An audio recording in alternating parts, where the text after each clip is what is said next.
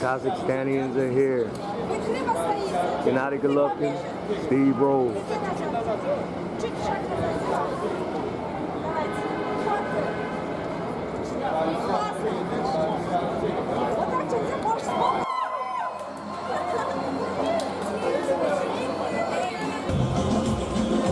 The Fight Journal boxing here at Golovkin versus Rolls. We'll see how close we are. So none of the fights have started yet, so it's not, there's no crowd here, but we're in the house.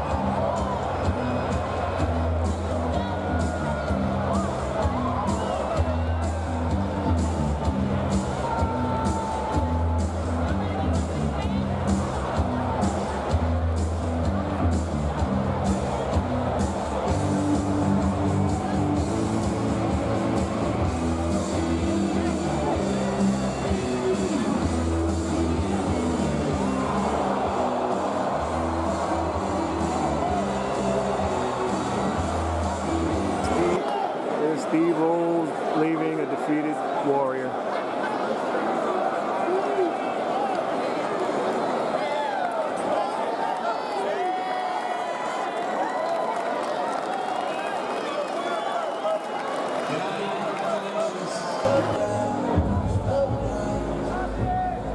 Thank you.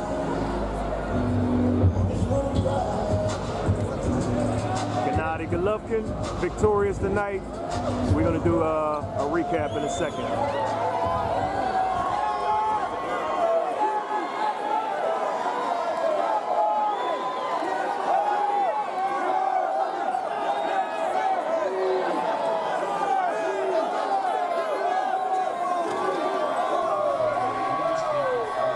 What happens next? Is it that you wake up on Monday morning and call Oscar or Eric, or what is, does the zone call them? What's the making the sausage, so to speak, of the next step of trying to make the fight? We'll sit down with the team. Naturally, the zone is the common partner. Again, when Triple G signed with the zone, John Skipper said that's the clearest path to a third Canelo fight. So John's going to do his thing with whatever he can work out with or discuss with Oscar and Canelo, and that's the priority on our side. We'll sit down with the team, sit down with Gennadiy, and then I don't think it's. We made 2 fights with Golden Boy. There were a lot of roadblocks, a lot of obstacles in making those 2 fights. We made a lot of concessions on the Triple G side. But since they fought each other twice, I don't think there's going to be a huge issue making a third fight unless Canelo really doesn't want to get in the ring a third time. And then how quickly do you think there would be a resolution? I say that because September is not that far away. I mean, you have time, but how quickly would you like to have it buttoned up? If a fight like that's made, you want to have as much lead time as possible to promote a mega fight like that. This fight was probably, beside the Margarosian fight, this fight was the shortest lead time that we had for a Triple G fight. So that would be the optimal goal. Rather have a shorter fight, shorter promotion, and make the fight rather than long promotion and not make the fight. So that would be the goal. Yeah. I think a lot will be discussed this week now that Triple G did his part. Going up perhaps at 168, saying 160.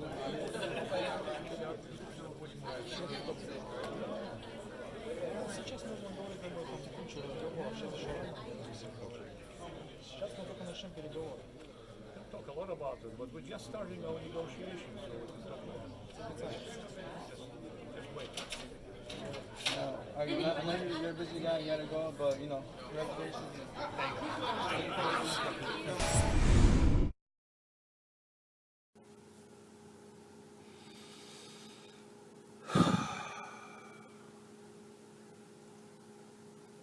In the last video, I said, let's be real. Gennadiy Golovkin has a 3-year, 6-fight deal. He's not going to go 6-0. He probably won't go 5-1.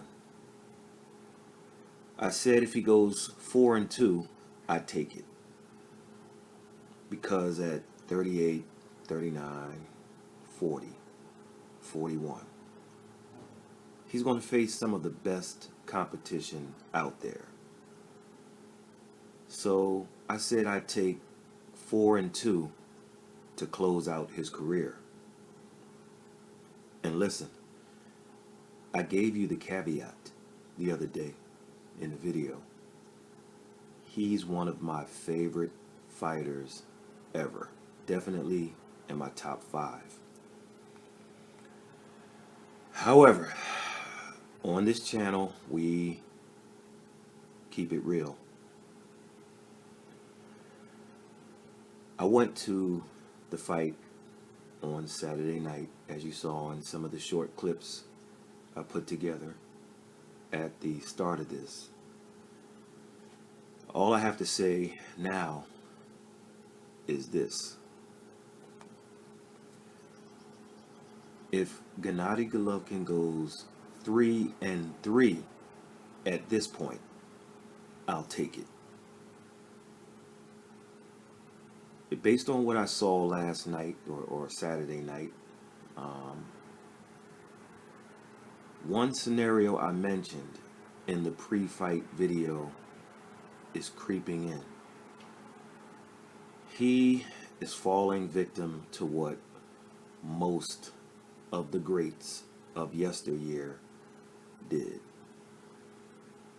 It's happened to them all. Don't care how great they were. When you reach a certain age, your reflexes and other things just start to go. Another way of saying it is time and age catch up to you. Before I continue, shout out to B Fry, Boxing Sauce, Hamed 92, Sheldon Vassell or Vassell, Trey W3, and J.W. Evans, who all subscribed in the past 6 months or so, or less. I was not impressed with what I saw live on Saturday night. Now, maybe TV and its camera angles and its other camera tricks showed something different.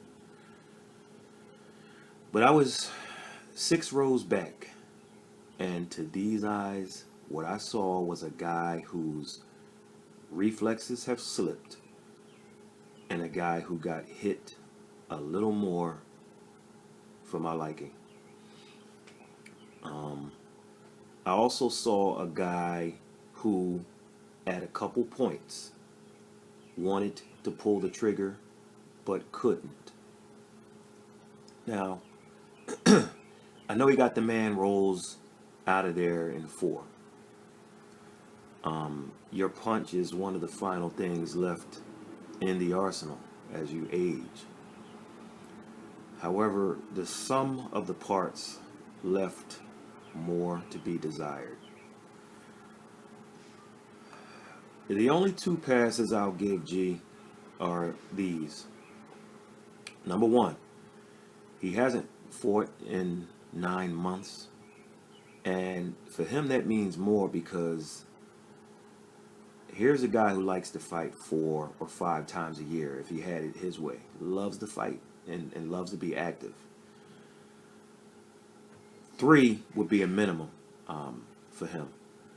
And once he fell out of his prime a little bit and fought bigger names, they put the brakes on him and kind of waited him out. They waited him out. Billy Joke Saunders backing out. Jacobs delaying their fight. And Alvarez making him wait a couple years. Okay. Fair enough. But the 9 months for Golovkin off is like 5 years for the next man. I mean, because he really likes that activity, and they slowed him down over the years. Television, politics, big fights, whatever you want to name, money, and the not only with Alvarez, not only waiting him out, but as Tommy Loeffler mentioned in the video prior to me talking, they gave they were so hard to negotiate with. Those 2 fights came off, but behind the scenes, I mean, they gave every concession known to man. It was kind of like Marvelous Marvin Hagler in order to fight Leonard. I mean, he ring size, glove size, I come out first, you come out second, whatever the case may be. So he had to knock some rust off after 9 months. I'll give him that pass. The other pass I give him is, excuse me, Jonathan Banks. It realistically takes like 3 or 4 camps to get adapted, I guess, with that trainer-boxer relationship. Well, if Alvarez decides to take the September fight, it'll only be his second camp. It'll only be 2 camps with Banks, so they'll have to get it together fast. Not to mention, this is June. Like, you're not going to have the time to do it. So just looking at the notes I took Saturday. Just jot down some stuff. I wasn't like trying to capture everything on paper, but so I wrote. Let's see, where's my paper at? Round one, G scored a nice left to the body, and I put I don't see it. I mean, meaning I'm seeing what I don't want to see right now. It's the slippage, and then I put reflexes with a question mark as early as round one. I scored around 10-9 for Golovkin, but it's a sign of wear and tear, and I'll jump into that in a second.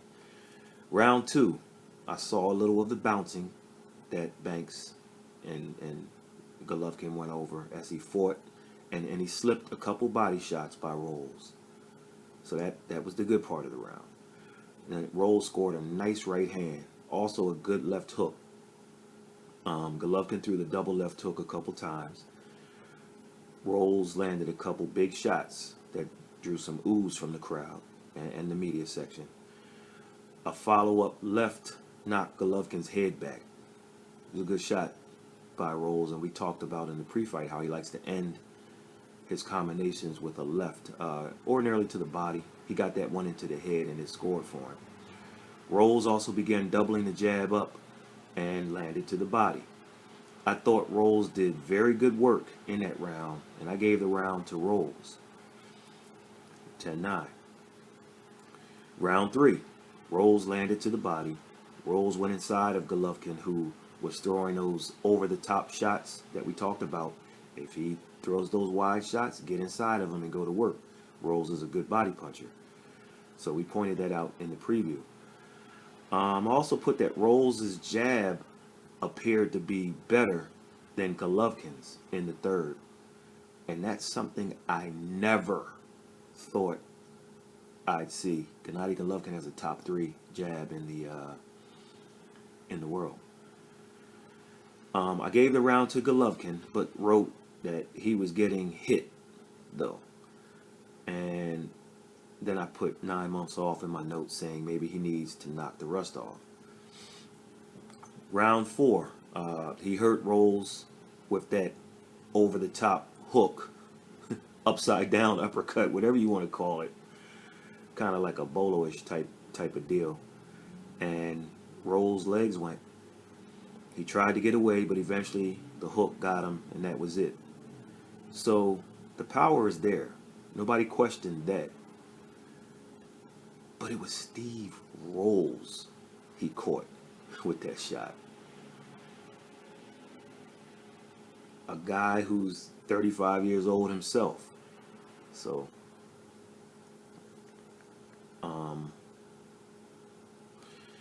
so allow me to say this about Gennadiy Golovkin, the athlete.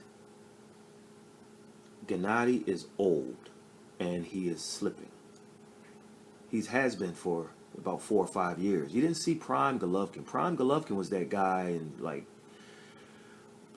before the U.S. debut. I mean, like right before it. When did he come over here? 2012 or something like that. So like around 10 or 11, 2011. He was that guy. And prior. But he's been slipping for about 4 or 5 years. But guess what? That's normal. He's a clean, drug-free, cheat-free boxer. No clenbuterol. So there's a difference between drug-free and cheat-free. You can still cheat without stuff in your system, but no clenbuterol, no illegal hand wraps, no EPO, no steroids, no HGH, none of that. And he does VADA testing, and it's not just that WBC clean boxing crap. So he should fade. But he's not the one you should be watching. But understand, drug use is running widespread in boxing. And folks, It's not the club fighters. It's the big names. And it's some of your favorite guys, too.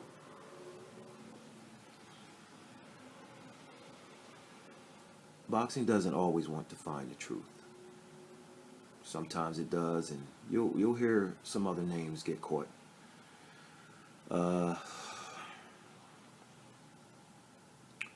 Listen, I wish Golovkin well. Excuse me, I wish him well. I just don't like his chances against the elite. Not based on what I saw live Saturday. Okay. Notwithstanding the 2 passes I gave him. You know, maybe. We'll see. One thing he has is that punch that can erase many mistakes. As Deontay Wilder. So we'll see how he fares. Speaking of Deontay Wilder, it's been about 600 days or so as Dillian White has been his mandatory. I'm just saying. All right, so on the undercard, I saw 2 guys you need to keep your eye on. First up was Ali Akhmedov. Akhmedov fought undefeated Marcus McDaniel. And in the fight, McDaniel took a loss, but his story is bigger. He's lucky to be alive. So a loss in the ring doesn't tell the whole story. His story is of survival outside of the ring. He was the victim of a shooting, and he survived. Bullets fractured his ribs and punctured his lung and went through his collarbone and chipped his spine. So I think it was a total of 15 shots fired. So, and he fought Akhmedov, who's from Kazakhstan, not Kazakhstan, media guys. Kazakhstan. And Akhmedov has supreme technique, and he used it in this fight. And the attendance was 12,400, which was great since AJ fought there only a week ago. That was a very, very good crowd, 12,400. So in the first, looking at my notes again, in the first, McDaniel landed a nice left hook and got Ali's and the fans' attention. Good shot. And just after that, McDaniel just became totally uncoordinated. And at one point, slipped to the canvas for some reason. I didn't totally catch it, but it just looked like he just tripped over his own feet or something. In the second round, I wrote how McDaniel had this unorthodox but effective defense. His defense, I should say. He slipped underneath almost everything Akhmedov threw. I mean, he made it very awkward to hit him. However, in the third, Akhmedov caught McDaniel behind the ear, and there went his legs, kind of like Joshua a week before. It was an equilibrium shot. And he landed at least 10 punches to follow up, and McDaniel eventually went to a knee. And when he got up, I'm not sure what went on with him and the referee, because they were kind of like on the other side of the ring and in the corner. But whatever happened for the referee to stop it, it was going to go that route anyway, because McDaniel's corner was on the ring apron waving the white towel. So it's kind of strange. When I watch the replay, maybe I'll see what happened there. But keep your eye on Ali Akhmedov. He moved to 15 wins, 0 losses, 11 knockouts. And it was McDaniel's first loss in 16 fights, and first time he's been down as a pro. So, the other fighter I want you to watch is Brian Ceballos. The 25-year-old moved to 9-0 with 4 knockouts. And Brian's backstory, he's a fantastic amateur. He was something like 206 wins, 13 losses, and he was a 5-time, count it, 5-time New York Golden Gloves champion. The thing with Brian is he has to settle on a weight class. I like him at 147. They fought like at 147 and some change or something. I think it was a slightly over the weight type of thing. But last night, he fought another undefeated guy, Bakhtiar Eyubov, another guy from Kazakhstan, not Kazakhstan, boxing media. And Eyubov was 14-0-1 with 12 knockouts, so he came in there with a reputation. Now, there were many who thought that the Kazakhstani fighter would win, but Ceballos has the tools to be a good one. I mean, inside the ring and outside the ring. I mean, he's like Ray Leonard outside the ring in that he has that look, you know, that smile to light up a room. And inside the ring, same deal. I mean, the hand speed and boxing skill. But he likes to get in there and mix it up also. So he makes for a good fight. So, hold on here. Where's my paper? So what I wrote down, rounds 1 and 2 were action-packed. I mean, they were going at it. If you watch the first 2 rounds of this fight only, I mean, it was fantastic. And I wrote that Brian needed to keep Eyubov off of him because Eyubov is an energy guy that comes forward all night. We knew this coming in. Early on, Brian's jab was there, but it wasn't enough. And then in the final 20 seconds, they went to war. And Brian was much faster with his counter shots and straight on. In the fourth, Eyubov landed nice left hooks. And I mean, he must have thrown 60 left hooks in this fight. Maybe more. Once again, the last 10 seconds were a war, but Brian began to turn him a little bit in the rounds after getting off, which is good technique. In the fifth, Ceballos opened the round with like 10 jabs in a row. No kidding. Check it out. 5th round. And he understood he could set stuff up off the jabs. And shortly thereafter, he did with a fantastic uppercut.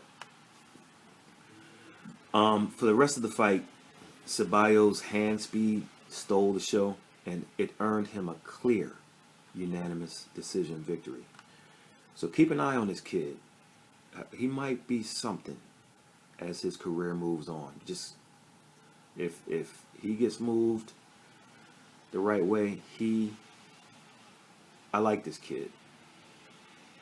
Doesn't have a whole lot of power, but he lets his hands go, and speed sometimes equals power. And sure enough, at the end of the night, if he continues fighting like that, the opponent's faces, if he doesn't get stoppages, he's going to have a lot of opponents with marked up faces. So I'll probably take a break from fights. Been to quite a few this year. Started with Pacquiao and Broner, and just continued throughout. So I do plan on going to the Teofimo Lopez fight July 19th. That'll be at the MGM National Harbor. I may or may not go to Gervonta Davis's fight July 7th because I really want to see, the Maurice Hooker versus Jose Ramirez fight from Texas that same evening, and so we'll see. So this weekend coming up, boy, we've got Fury versus Schwartz with Sully B versus Jesse Hart. Sully B and Jesse Hart fighting each other on the undercard. So that should be a good one. That's on ESPN Plus, and part of the card is ESPN2. Also on ESPN Plus, from a separate site in England, will be another fight I want to see. The IBF featherweight title fight between champions Josh Warrington and challenger Kid Galahad. I really want to see this one. We're going to see what the kid got. We're going to see what the kid's got. Also on ESPN Plus, from a third site in Australia, Andrew Maloney, Ruben Montoya. So 3 cards, 3 different locations, all on ESPN Plus, and part of it on ESPN2. And if you think that was a mouthful, that same night on DAZN are 2 fights you definitely want to watch. Don't know how the timing of all these fights will work, but I'll watch these 2 for sure somehow. You got the World Boxing Super Series Cruiserweight semifinals. The first semifinal we have is Marius Briedis versus Krzysztof Glowacki for Glowacki's WBO title and for the vacant WBC title. So the winner's going to have 2 belts. The other semifinal we have Junior Dorticos. Some of you call him Dorticos. Most of the world likes to say Dorticos, probably because it sounds like Doritos. Can't tell you. Junior Dorticos taking on Andrew Tabiti for the IBF interim cruiserweight title. Whatever that means. Looks like the IBF has finally sold its soul also. Oh well. Catch you on the next one.